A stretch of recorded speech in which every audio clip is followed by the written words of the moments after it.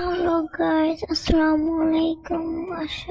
কেমন আছেন সবাই? আশা করি সবাই ভালো আছেন। তো আমি আজকে দেখাবো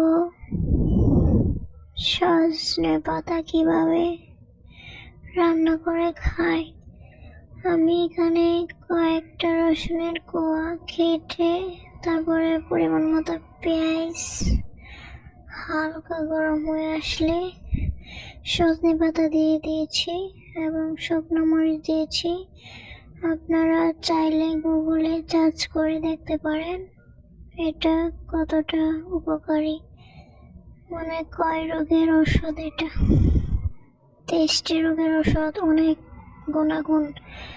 আপনারা যারা বিশ্বাস না করতে পারেন তারা গুগলে সার্চ দিয়ে দেখতে পারেন এটা কতটা উপকারী। যারা ডায়াবেটিস তারাও এটা খেতে পারেন। যাদের বাড়ির আশেপাশে থাকে তারা এটা রোদ্রে শুকিয়ে গুঁড়া করে শরবত মতো খেতে পারেন। তো আমার ভিডিওটি আপনাদের কাছে ভালো লাগলে একটা লাইক কমেন্ট শেয়ার করতে বলবেন না। আমার বাজি কেমন হয়েছে আপনাদের কাছে অবশ্যই কমেন্ট করে জানাবেন। আমি এটাকে রোদ্রে শুকিয়ে তারপর ভেজে নিচ্ছি। এখন চুলার কম আছে, আমি এটাকে ভাজতেছি।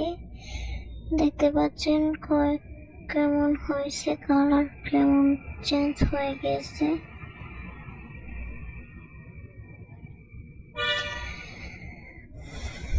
যারা ওজন কমাতে চান